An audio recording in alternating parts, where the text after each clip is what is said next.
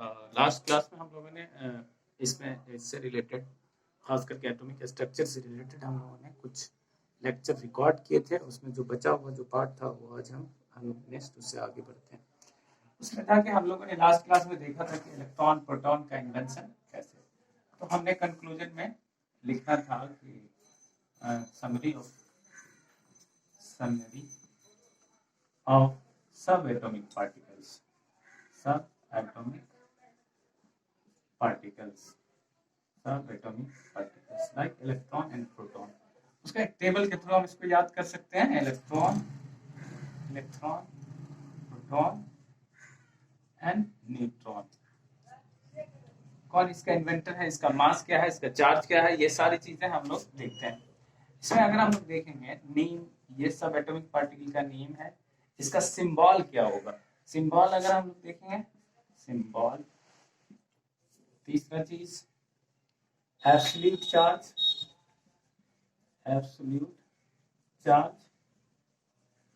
और उसका एक कूलम्बिक चार्ज हम लोग रिलेटिव चार्ज उसको कह सकते हैं, रिलेटिव चार्ज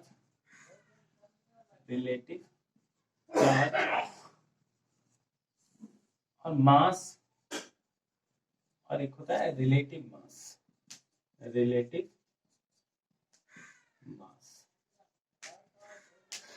इसको हम लोग देखेंगे। इलेक्ट्रॉन का सिंबॉलिकली हम लोग क्या सिंबल दिखाते हैं, ई को हम लोग ई दिखाते हैं कभी कभी, या ई माइनस भी दिखाते हैं, ठीक है, इस तरह से सिंबॉलिकली। और या फिर e टू द पावर -1 और 0 इसका मास भी दिखाते हैं। प्रोटॉन को अगर हम लोग दिखाना होता है, इसको हम लोग p भी लिखते हैं या फिर p+ लिखते हैं, या फिर इसको हाइड्रोजन प्लस के नाम से भी जानते हैं कि हाइड्रोजन प्लस नहीं, हाइड्रोजन सिंपली 1 कह सकते हैं। या फिर इसको हम लोग इस तरह से देखेंगे तो और p1 लिख सकते हैं। न्यूट्रॉन को हम लोग कैसे लिखते हैं, n। इस पे चार्ज, इसका मास 0 होता है और चार्ज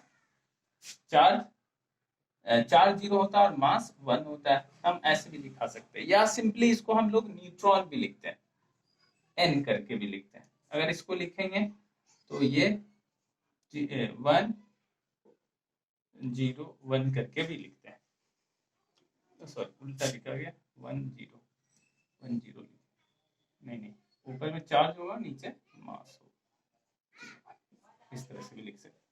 एब्सोल्यूट चार्ज अगर हम लोग देखें तो कूलम्ब में इसका चार्ज है। इलेक्ट्रॉन पे जो चार्ज होता है कूलम्ब में, वो कितना होता है, कूलम्ब में जो चार्ज होता है -1.6 × 10⁻⁻19 कूलम्ब, और इसमें हम लोग क्या लिखते हैं, +1.6 × 10⁻⁻19 कूलम्ब, और इसका चार्ज 0 होता है। रिलेटिव चार्ज अगर देखें -1 और इसका +1 और इसका 0। मास अगर देखेंगे तो मास यहाँ दो तरह का, जिस तरह चार्ज में दो तरह का है, मास अगर देखेंगे तो इसका इलेक्ट्रॉन का मास 9.1 × 10⁻31 kg, ग्राम में भी इसको चेंज कर सकते हैं, और इसका 1.67 × 10⁻27 kg। इसका मास लगभग इसके बराबर होता है 1.67 × 10⁻27 kg लिख सकते हैं।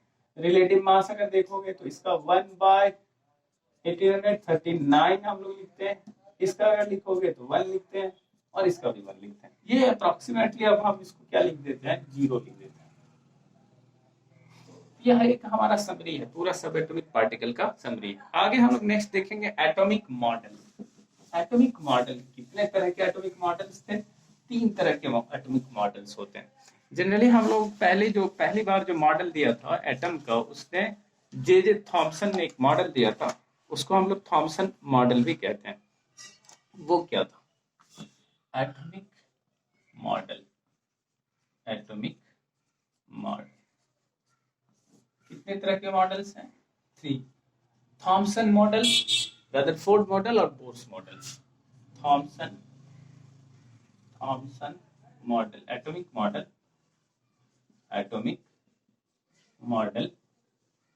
रदरफोर्ड मॉडल,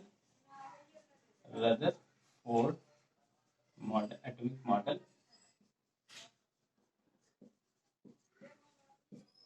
और लास्ट में बोर्स मॉडल।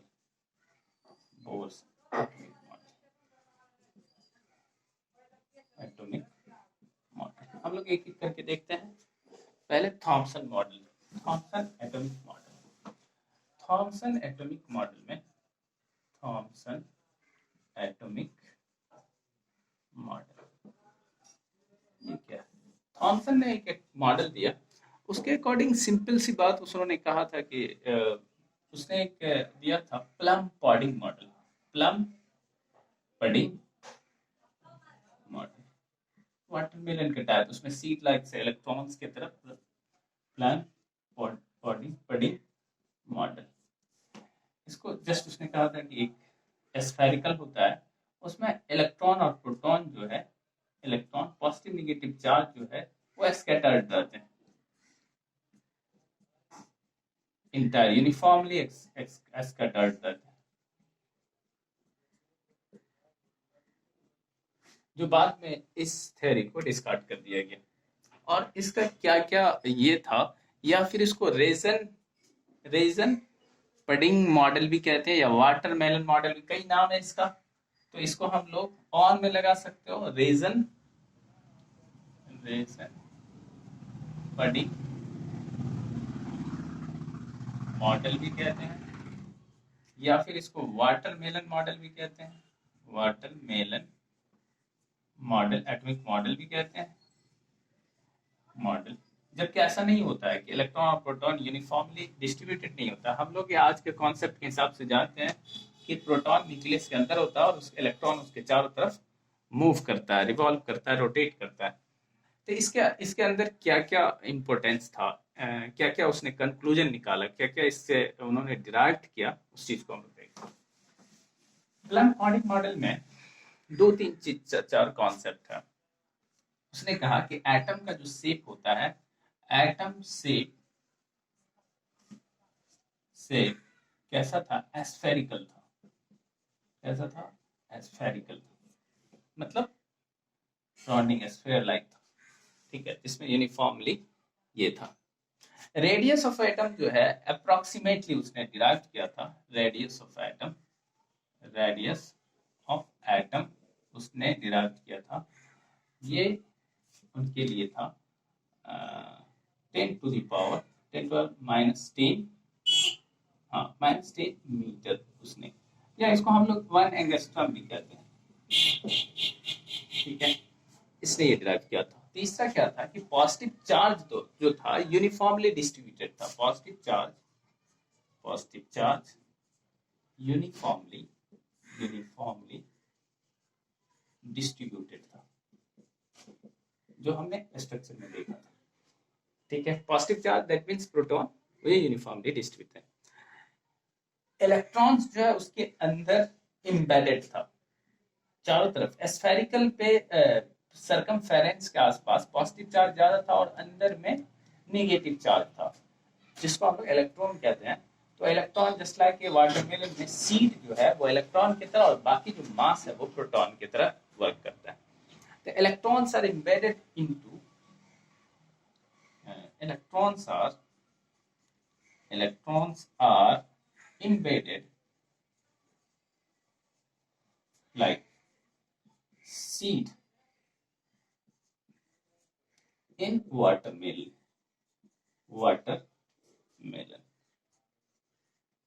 उसके तरह इलेक्ट्रॉन उसके अंदर, और ऐसा एंड इसी में जोड़ दो, and give a stable arrangement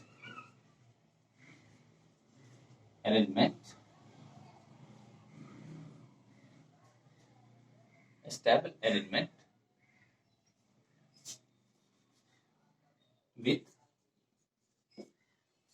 electrostatic force of attraction, electrostatic force of attraction।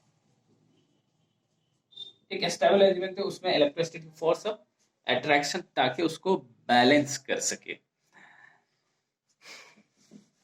और उसने क्या किया कि इसका जो मास है, एटम का मास, उसको हम लोग क्या कर दिए, यूनिफॉर्मली डिस्ट्रीब्यूट। ऐसे हम लोग जानते हैं कि किसी भी ऑब्जेक्ट का उसका मास, एक सेंटर ऑफ मास होता है, वहां पे सारे एलिमेंट का मास कंसंट्रेट रहता है। बट एटम के केस में, ये प्लम पॉडिंग मॉडल के केस में उसने कहा कि मास इसका क्या है, uniformly distributed. Mass of the atom is assumed to be mass of the atom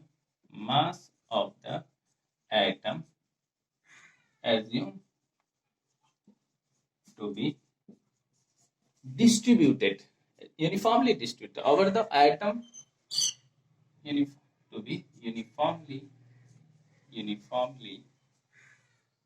distributed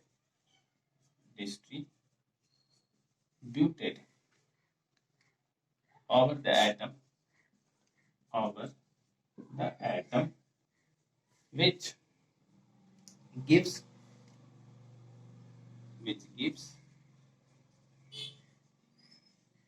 neutrality neutrality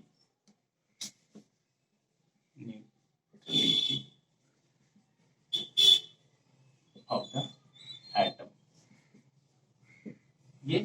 ये कंक्लूजन था प्लम-पॉटिंग मॉडल या थॉमसन मॉडल का, ये सब पॉइंट्स था उनका। आगे हम देखते हैं रदरफोर्ड मॉडल। रदरफोर्ड मॉडल क्या था? रदरफोर्ड एटॉमिक मॉडल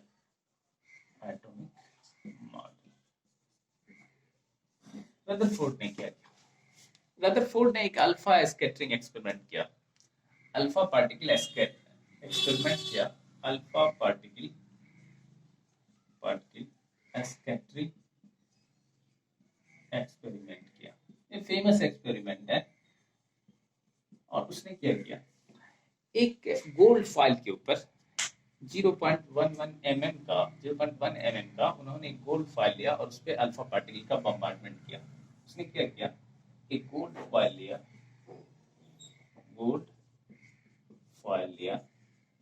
और उस पर क्या किया, अल्फा पार्टिकल का बम्बार्डमेंट किया।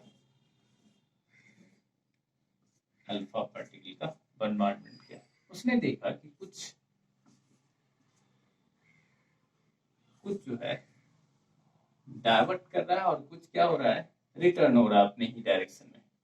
और अंदर में एक स्पेस उन्होंने देखा, ये अल्फा पार्टिकल जो कि क्या है, हीलियम को अल्फा पार्टिकल कहते हैं। जो एक पॉजिटिव चार्ज है, पॉजिटिवली चार्ज पार्टिकल, और उससे बम्बार्डमेंट किया। उसने देखा कि कुछ रे जो है वो डाइवर्ट डेविएट हो रहा है और कुछ रे डायरेक्टली 180 पे रिटर्न हो जा रहा है। उसने ये कंक्लूजन निकाला कि अंदर में कोई ऐसा जगह है जहां पे क्या है, पॉजिटिवली चार्ज स्पेस है जो इसको क्या कर रहा है, रिपेल कर रहा है, और बाकी जो एरिया है वो खाली एरिया है और उससे वो निगेटिवली चार्ज होगा और वो उससे पास कर पा रहा है। ठीक है, तो उसने इस स्पेस को जहां से वो एक कंसंट्रेटेड, उन्होंने कहा कि यहीं पे मास पूरे एटम का कंसंट्रेट होता है, इसको उसने क्या कहा, न्यूक्लियस।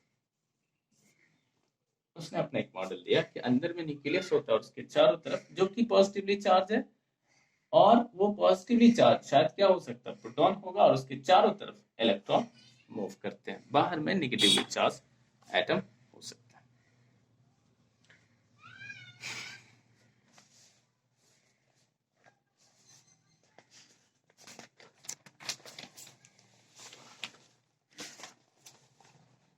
और इसका ऑब्जर्वेशन क्या था, ये हम लोग लिख लेते हैं। इसका ऑब्जर्वेशन क्या था, इसमें उसने क्या क्या ऑब्जर्व किया।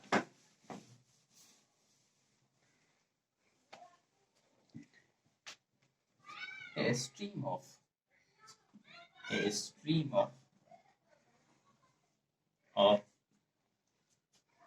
high energy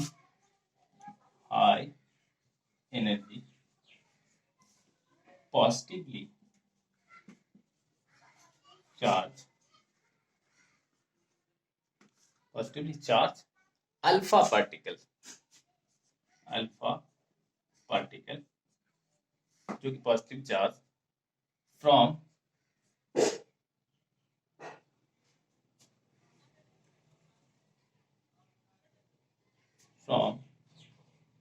from a radioactive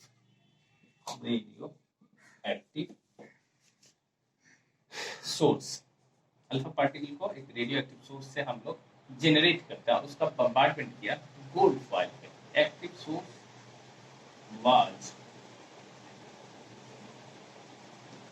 was directed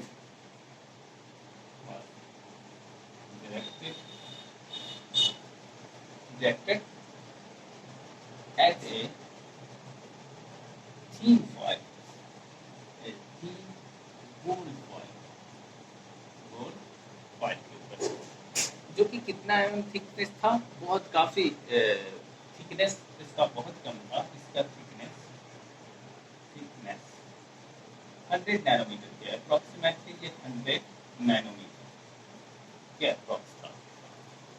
ठीक है, गोल्ड फॉइल पे उन्होंने बम्बार्ड किया। उसके बाद उसने क्या देखा, और इसको हम लोग देख नहीं सकते थे, तो उसने क्या किया कि जिंक का उसके ऊपर, फॉस्फोरेंट मटेरियल का उसके ऊपर लेप चढ़ा दिया, ताकि उससे हमें ये पता चलेगा कि रे हम देख पाएंगे। फ्लोरोसेंट मटेरियल या फॉस्फोरेसेंट मटेरियल से हीट करने पे क्या होता है, वो विजुलाइज करता है, वो चमकता है। तो इसको विजुलाइज करने के लिए this gold metal gold foil या है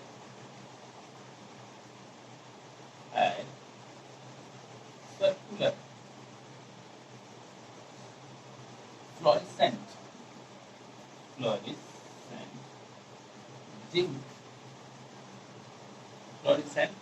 zinc sulfide, a screen around it for visualize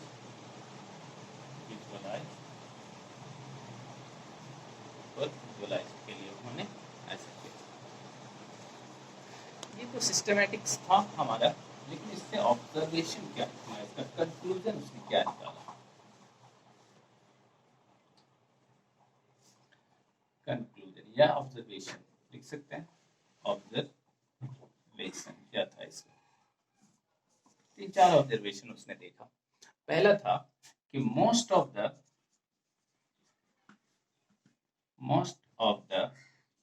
alpha particle passed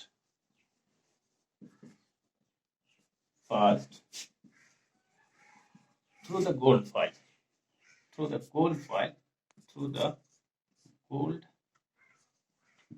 foil undeflected, कोई डिफ्लेक्शन नहीं था, अनडिफ्लेक्टेड। दूसरा ऑब्जर्वेशन था इनका कि बहुत सारे जो अल्फा पार्टिकल है उसके अंदर कोई डिफ्लेक्शन नहीं था, ऐसे भी सीधा पास कर गया। तो a small fraction of particle was deflected, कुछ जो है small fraction of alpha particle was deflected through a small angle,